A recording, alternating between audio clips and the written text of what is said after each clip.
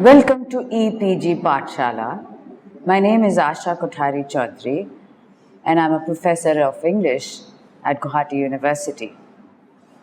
We are doing a course on Indian writing in English and we are looking at a module today which talks about new experimentations in Indian English poetry, and the themes that we are tracking in this module are miscellaneous themes. Let us look first of all at the work of Arun Balkrishna Kolatkar, who is from Maharashtra, Kolhapur to be precise. He was born in 1932 and he has this profile of being a prolific bilingual writer who has published his works both in Marathi and in English. His first volume of poems in English, the very well-known Jejuri, is a collection of 31 poems and speak of his visit to a place in Jejuri in Maharashtra with his brother in 1963. Arun Kolatkar's poetry evokes a series of images to highlight the ambiguities of modern life. His Marathi verses, like his English compositions, reflect the quintessential modernist in him, basically perhaps due to his adaptation of the stylistic features of European avant-garde movements like Surrealism, Expressionism, and even the Beat generation poetry happens to be a kind of influence. He was trained as an artist from the JJ School of Art in Mumbai, and therefore the visual element in his work is also to be noted. In the poem called Traffic Lights that we are focusing upon right now, we have Kolatkar ingenuously highlighting the dilemma brought about by the rules set for the minister's convoy, which disrupts the normalcy of the traffic in cities. The poem illustrates the rowdy nature of governmental authorities represented by, quote unquote, the deathly white Mercedes. The adjective phantom indicates the speaker's envisioning of the black cats or the commandos entrusted with the responsibility of the security of the ministers or bureaucrats and to save them from death itself. The poem is both a biting commentary on the Indian political standards as well as an indictment of the mentality of the general masses who fail to question it. In Pie Dog, another poem, we have a long, rambling, and this being a Kolatkar poem, also a very disturbing one. Kolatkar does not focus on one single theme in this Pie Dog. On the contrary, he uses variegated nature of Indian life, which are depicted in a specific kind of a vision. He makes a salad bowl come alive by bringing in a wide tapestry of divergent themes like Indian mythology, cartography, geography, history, Vedic tradition, ecology, social principles, and so on. The dog considers his visage as resembling the 17th century map of Mumbai or Bombay. It brings in the modern reference of Harlan Ellison's science fantasy to an extent. The boldest venture of Kolatkar is really in the sphere of investing the speaker with the ability to utter the Gayatri mantra. Kolatkar tries to suggest here that there is a kind of corollary between the inanimate world and that of the living.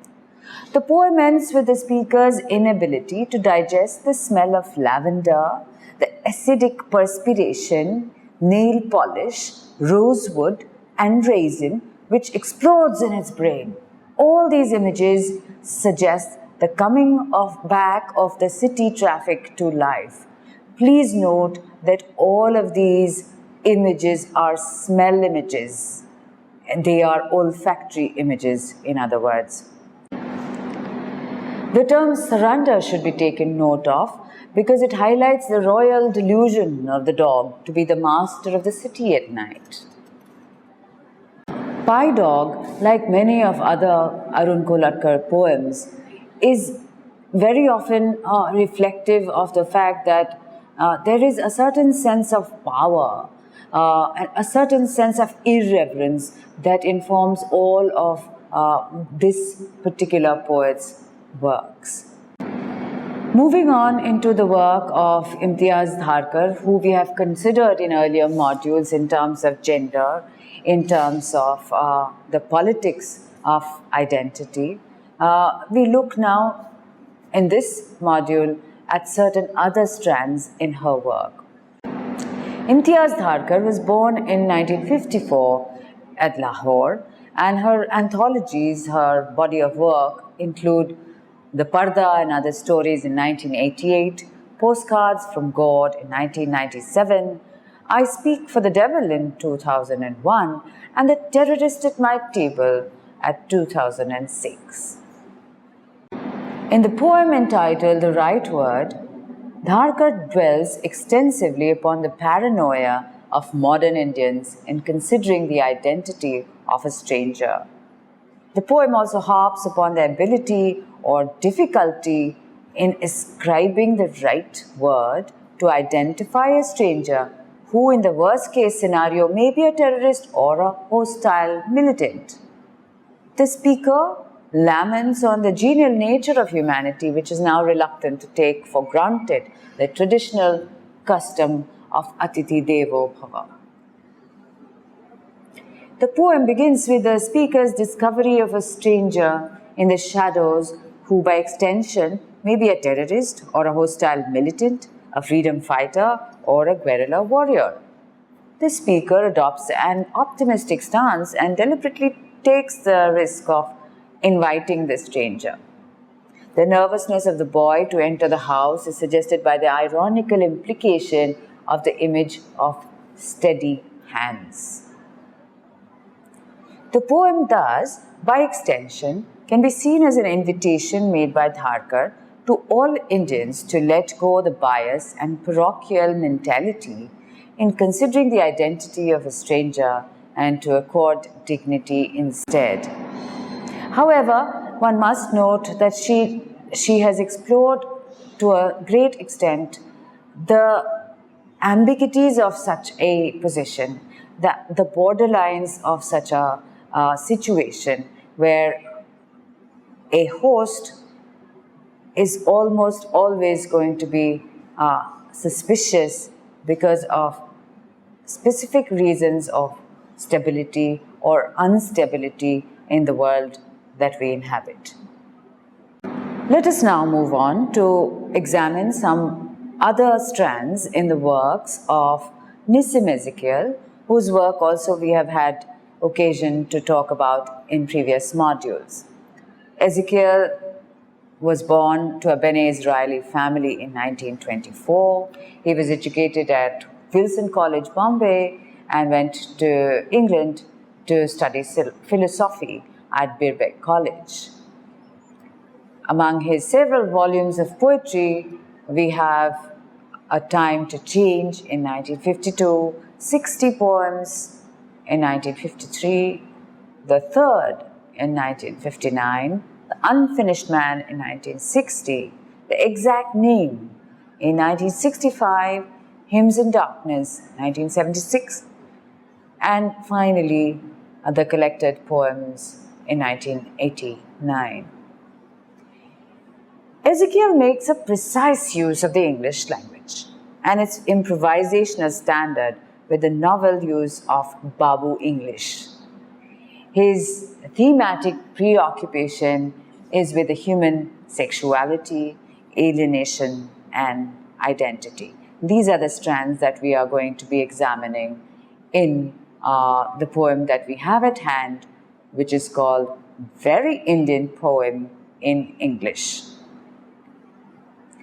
In this poem, Ezekiel takes strong exception to the evils that have disrupted the very fabric of the socio-cultural milieu, which in turn have jeopardized the identity of India as a nation. The poem then is an embodiment of the uncertainty looming large regarding the future prospects of India as a nation contingent to racial, sexual, political, and cultural diversities.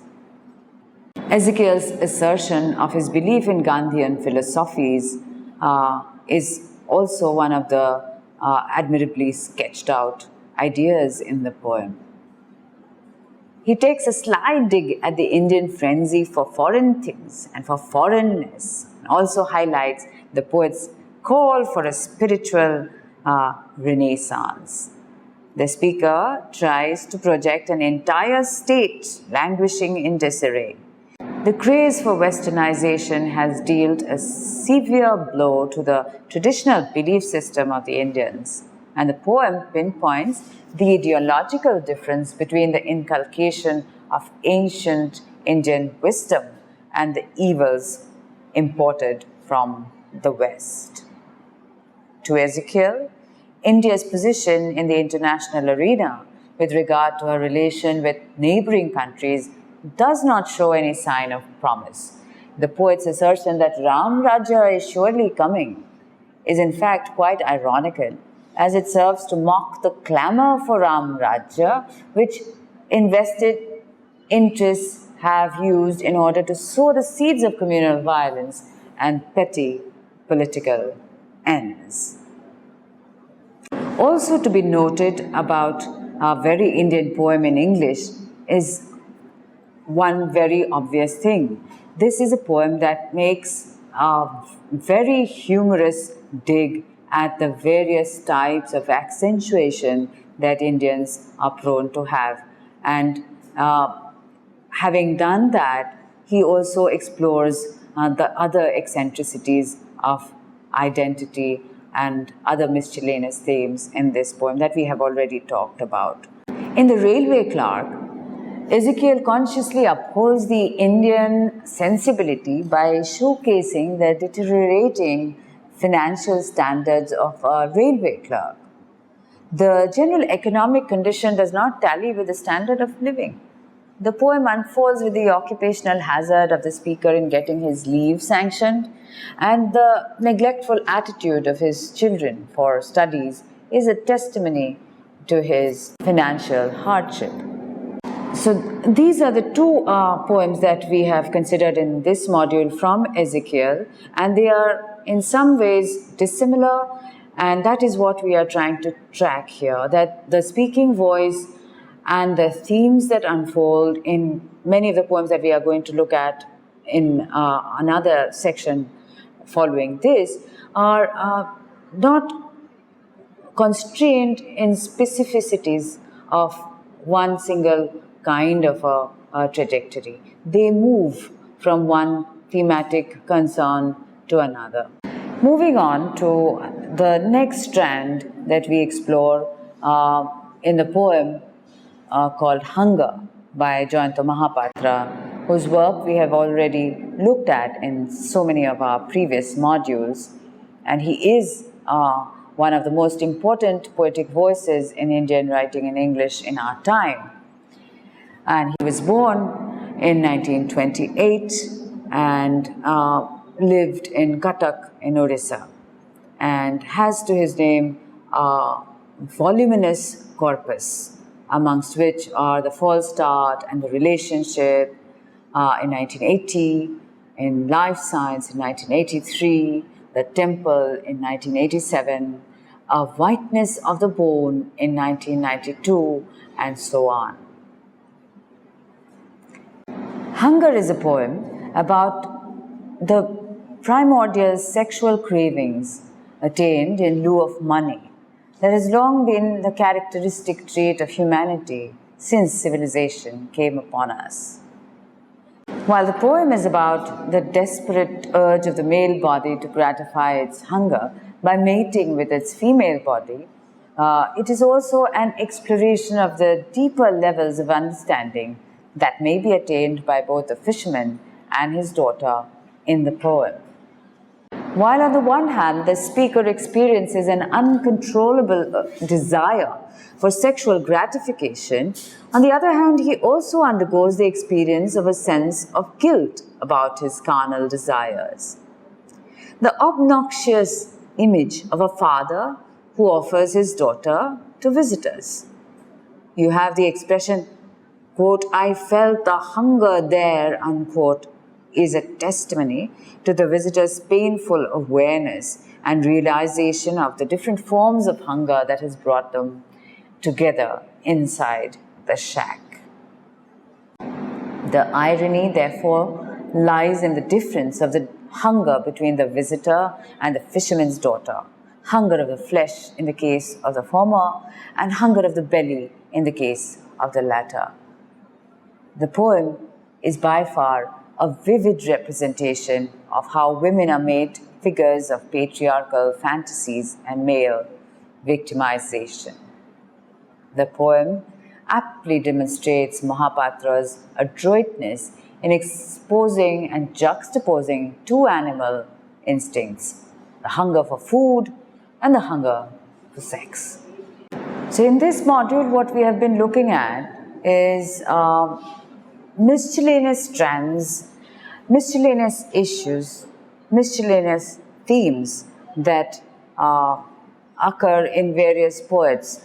And these are poets that have also been read in previous modules, where we have been trying to track specific kinds of thematic concerns, specific kinds of tropes that seem to inform much of their poetry. For example, we have looked at the ideas of history, of nation, of politics, of gender, of community, and so on and so forth in many of the other poems that we did in earlier modules. But in this module, we keep looking at certain diverse materials ambiguously placed, not equivocally about specific kinds of one strand or theme or trope that will define its meaning or its trajectory, but miscellaneous inputs that come and give the texture of the poem a very definitively ambiguous kind of space.